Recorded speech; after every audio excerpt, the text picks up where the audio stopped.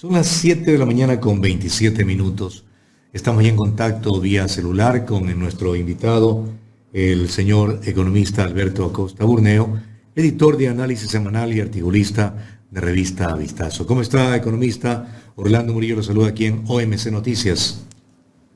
Muy buenos días, un gusto estar con ustedes. La situación económica del Ecuador, ¿cómo la analiza, economista Acosta? Teniendo en cuenta que en el 2007 teníamos una deuda de 13.000 millones de dólares. Al 2017 creció a 45.000 millones de dólares, si no me equivoco, pero la fecha ya supera los 80.000 millones de dólares. ¿Qué se hizo tanto dinero y cómo lo estamos pagando? Porque no se ven que los impuestos que pagamos los ecuatorianos se retribuyan ni en educación, ni en salud, y diríamos que tampoco en seguridad. Sí, definitivamente aquí estamos frente a un problema importante. Durante la bonanza petrolera que empezó en 2007, la política pública expandió el gasto de manera irresponsable. Un crecimiento del gasto acelerado, comenzamos a vivir con esos excelentes ingresos petroleros como que fuese un ingreso permanente.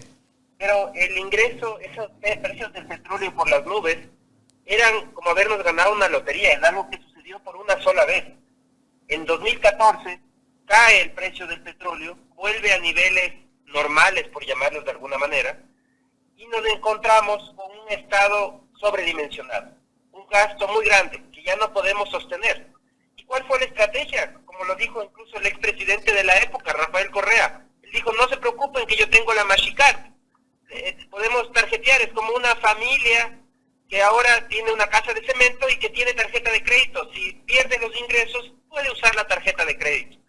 Pero esa estrategia de la tarjeta de crédito, es decir, de endeudarse, no es una estrategia que funciona indefinidamente. Lamentablemente el Ecuador ya lleva alrededor de 12 años con esa estrategia de agresivo endeudamiento para seguir posponiendo el ajuste. Los políticos no quieren reconocer la realidad, que tenemos un Estado sobredimensionado para el nivel de ingresos. Ajá. Y que por eso están en este momento endeudándose agresivamente y la deuda sigue subiendo.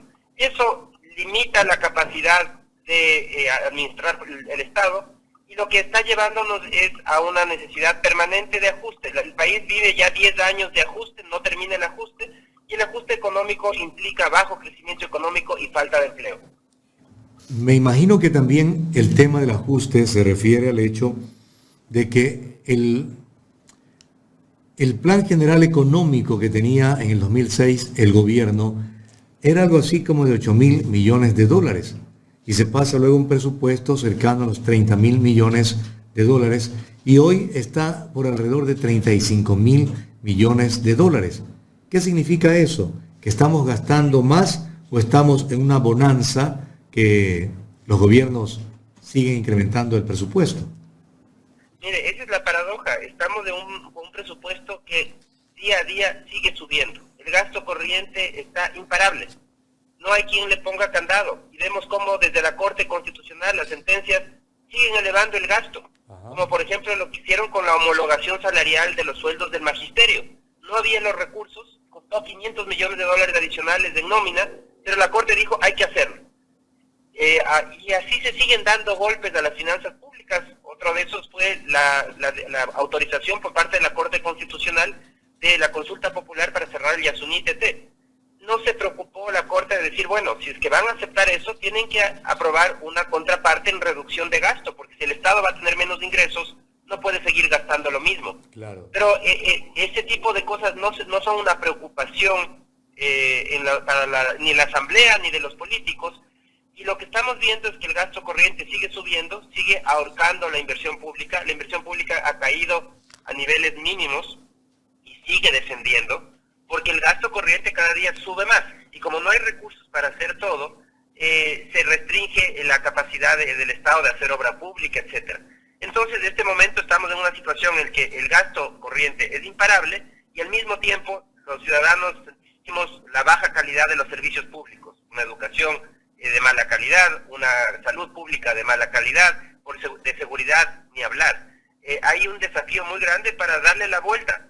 necesitamos aplicar tres conceptos muy sencillos. El primero, el Estado tiene que priorizar. Tiene que entender que no hay recursos para hacer todo. E igual que una familia, tiene que escoger lo más importante.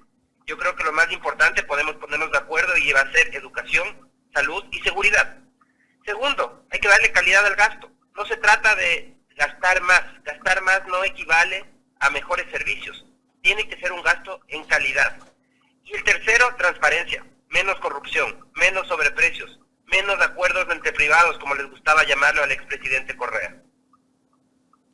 Ahora, de lo que hemos visto en los últimos gobiernos, se favorece, por ejemplo, a una deuda millonaria que tienen algunos sectores empresariales, pero se afecta al bolsillo del pueblo ecuatoriano.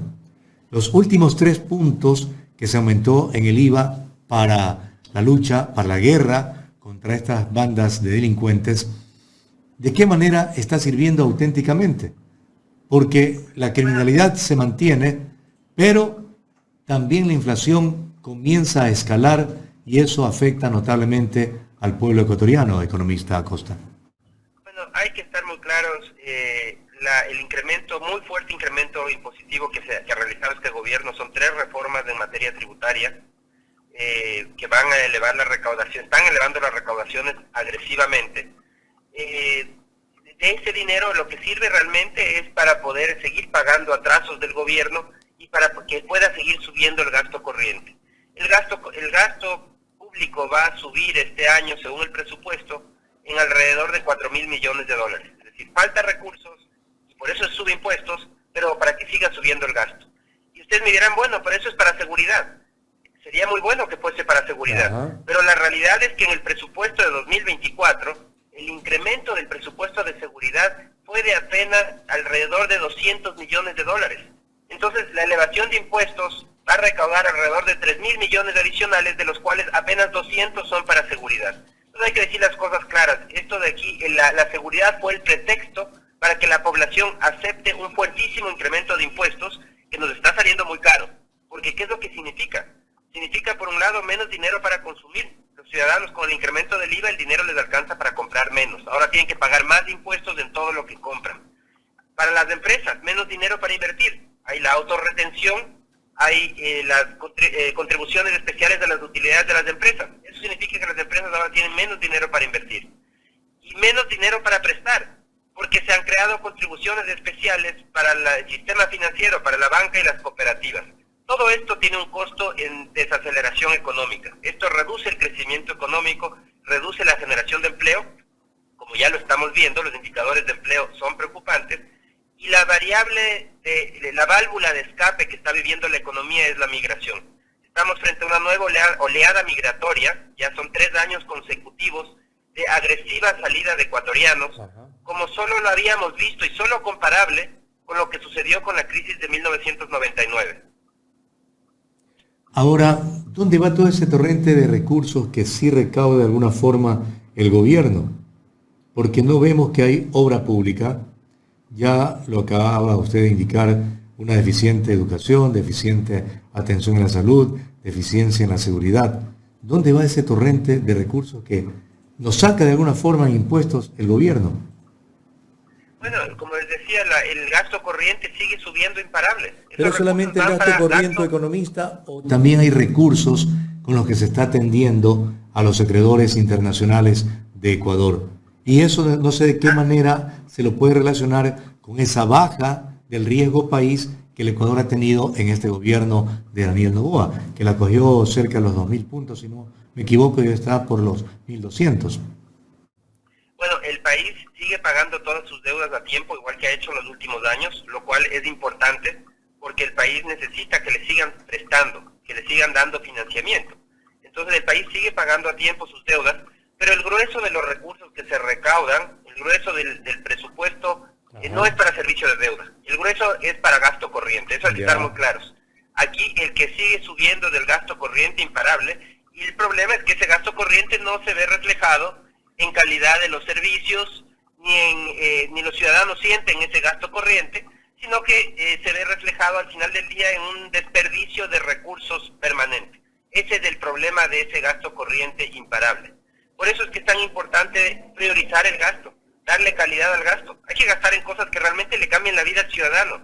En el Estado tenemos infinidad de instituciones inútiles que tienen que ser cerradas de manera radical, absoluta, no tienen razón de existir. Muchas de esas solo existen para complicar la vida de los emprendedores, trámites inútiles e imposibles de cumplir. Entonces el desafío es dejar de destinar cada día más recursos a toda esa burocracia que no genera valor y destinarlos en cambio a cosas que sí generan valor, como son mejorar la calidad en la salud, en la educación y en la seguridad. Si es que hubiera una burocracia eficiente en estos tres aspectos, por ejemplo, los padres de familia no gastarían un dinero adicional para poner a sus hijos en escuelas o colegios particulares, tampoco para contratar un seguro de salud, porque habría una medicina que le garantiza la atención de salud.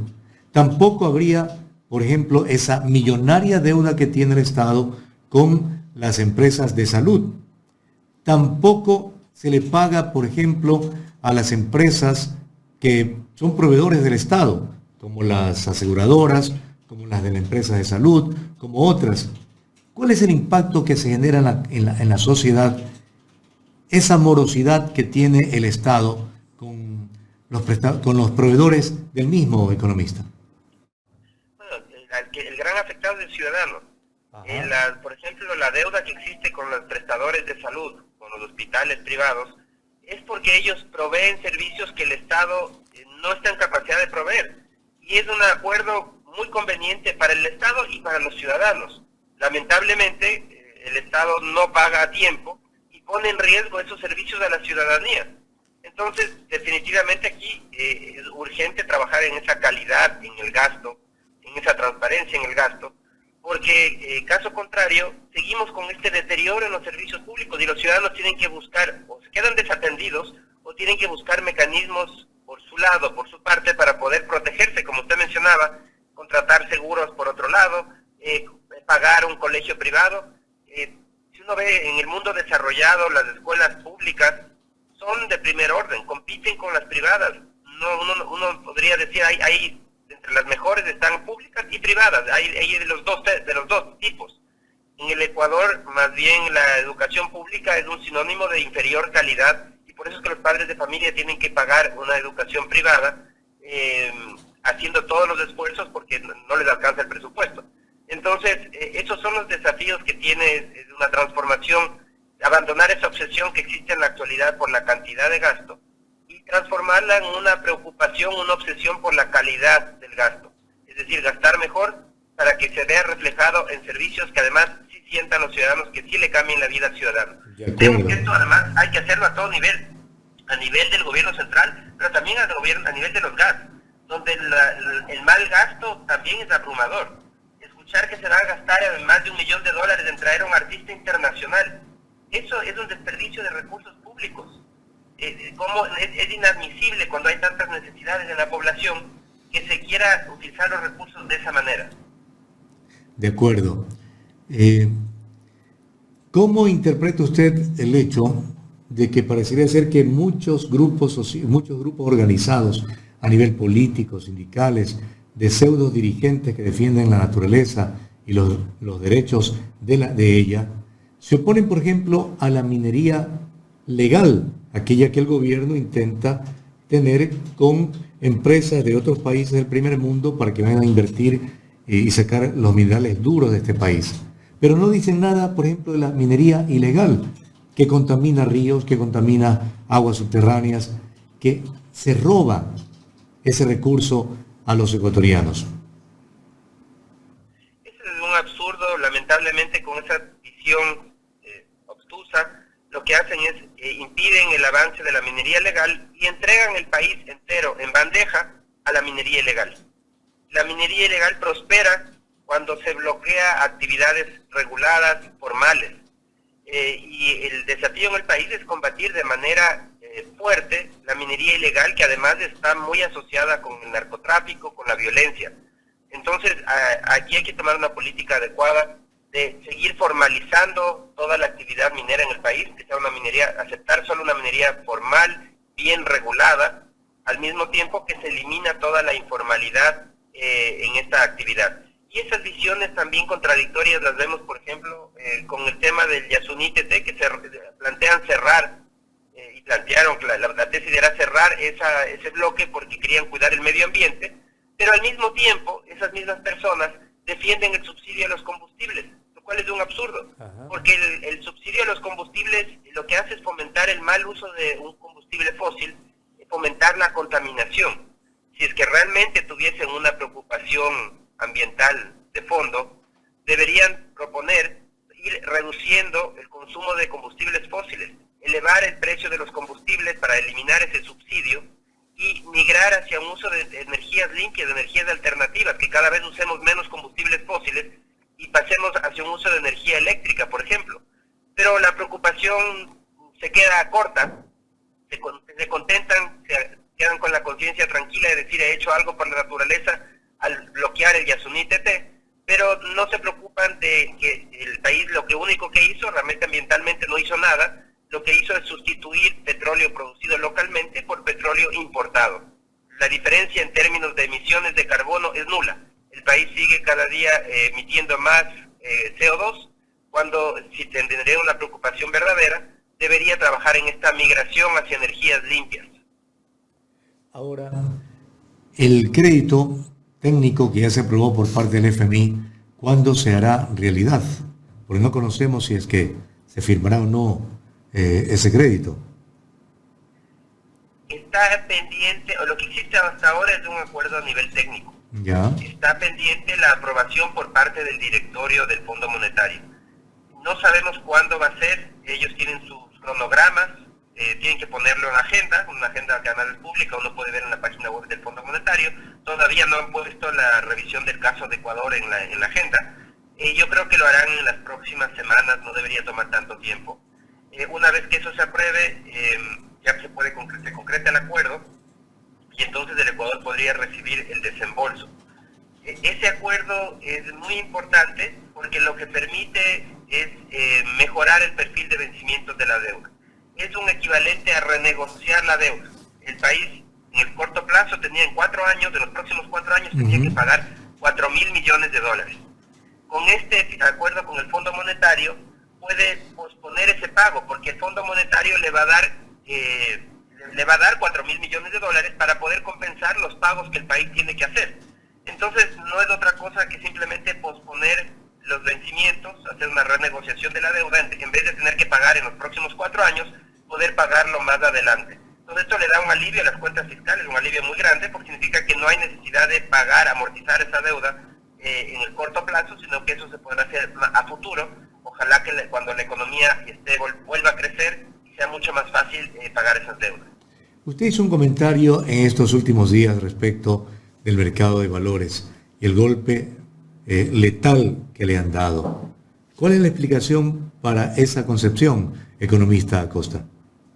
Mire, hay un caso, la Corte Constitucional emitió un dictamen en donde declaró que existió un error judicial en un caso de una reparación, de una indemnización, sobre una disputa de unos terrenos.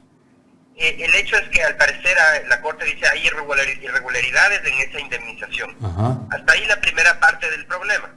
El problema es que para pagar esa indemnización se entregaron bonos del Estado. Los bonos del Estado son libremente negociables, esos bonos fueron vendidos, y entonces el Banco Central, que maneja el depósito centralizado de valores, cuando lee la sentencia de la Corte, bloquea los bonos. El problema es que el Banco Central se olvidó de revisar de quién eran los bonos. Los bonos no eran de los señores involucrados en el caso judicial. Ajá. Los bonos ya habían sido vendidos. El problema aquí es que es un error garrafal del Banco Central, porque lo que dice la Corte es recupere los dineros cobrados. Eso no significa bloquee los bonos. Si los bonos ya no son de esos señores, los señores tienen que cobrarles a los señores por el medio que sea, pero tienen que cobrar a quien tiene que cobrar, no a quien compró esos bonos. Entonces es un golpe fuerte para el mercado de valores, porque implica que siempre hay un riesgo en comprar papeles del Estado. Que el día de mañana puede haber una disputa y le pueden privar al inversionista que compró de manera legítima, totalmente legal, compra un papel y puede ser que ese papel le terminen bloqueando, le terminen quitando. Al final del día es un irrespeto al derecho de propiedad. Es un problema importante importante que tiene que ser analizado, porque el Banco Central, a través de su depósito centralizado de valores, está destruyendo institucionalidad en el mercado de valores. Y lo que se necesita es confianza. Un mercado de valores necesita confianza. Que si uno compra un papel, no pueda venir después de alguien y decir, no, esa compra no es válida. No, si uno compra el papel y la compra todo fue legal, pues la compra sí es válida. Y en este caso lo correcto de lo que debía haber hecho el Banco Central, mejor dicho el Ministerio de Finanzas, es cobrarle el dinero a los señores del juicio, tal como le ordenó la Corte, y no hacer esta interpretación equivocada. Viene el proceso electoral para el próximo año, economista Acosta. ¿Cuál es su reflexión con el pueblo ecuatoriano respecto a los candidatos? Va a correr sin duda el actual presidente, a cual se le está acusando de no decir la verdad respecto de la generación de puestos de trabajo. La crítica también deviene por el tema del manejo económico, porque no se ve que hay un buen manejo económico, y lo acaba usted también de analizar. ¿Cuál es la reflexión para el pueblo ecuatoriano respecto de los candidatos y las posibles soluciones que nos plantean en materia económica? Sí, yo creo que al final del día, cuando el presidente se va a lanzar a la reelección, y veo que candidatos de la misma tendencia, no sé si es que realmente vaya a haber candidatos fuertes, y yo creo que la posibilidad de reelección es muy grande. Topic, por ejemplo, ya dijo que no se iba a lanzar. Es un candidato que pudo haberle hecho frente al presidente justo por el tema de seguridad, que es una de las cosas importantes, de las promesas importantes del presidente. Entonces, yo creo que tiene mucha posibilidad de ser reelecto. Vamos a ver, por el lado político, la ventaja que tiene el presidente es que una de sus grandes herramientas de campaña es la inseguridad, la lucha contra la inseguridad. Eso le va a seguir dando respaldos. Claro, es importante que también haya resultados, pero en la lucha con la inseguridad es una permanente, no es una lucha de corto plazo. Entonces yo sí creo que puede tener todavía el respaldo suficiente, a pesar de que el tema económico no va tan bien, que la economía está detenida, que falta empleo, pero hay esta preocupación tan grande que es la inseguridad, que sí le va a dar el respaldo probablemente para que el presidente pueda ser reelecto. Bien, economista, creo que hemos abordado los temas que el público que nos sigue quería escuchar de su opinión, y ahí la tienen para una debida orientación de este tema tan delicado como es la economía. Lo lamentable es que cuando no se maneja un Estado como debe manejarse, con la austeridad, como el caso de Ecuador, la pobreza aumenta y la situación social se deteriora más drásticamente, economista. Definitivamente, yo creo que aquí el desafío, y ojalá que algún día los políticos lo entiendan, es que la administración del Estado y a todo nivel tiene que ser eficiente, tiene que estar al servicio del ciudadano, no al servicio de grupos de interés ni a los burócratas que están involucrados. El Estado existe para servir, si no, no tiene sentido de existir. Y eso se logra solo con eficiencia en el gasto, menos desperdicio de recursos, y priorizar en lo importante, en salud, educación, seguridad. Ahí es donde hay que hacer esos grandes cambios, pero que se logran con un trabajo de hormiga, trabajando en mejora de procesos, en digitalización total. Lo que necesitamos es una transformación del Estado para que deje de ser un Estado obeso, ineficiente, y pase a ser un Estado atlético, eficiente, al servicio de los ciudadanos. Muy gentil por su participación, economista. Gracias. Muchísimas gracias, siempre es un gusto. Muy amable, son las 7:51 minutos. Le agradecemos al editor de análisis semanal, articulista de revista Vistazo, economista Alberto Acosta Burneo, por su comparecencia y la orientación que en materia económica nos acaba de ofrecer en varios de los temas que los hace sencillos en la explicación para que todos podamos apreciarlos.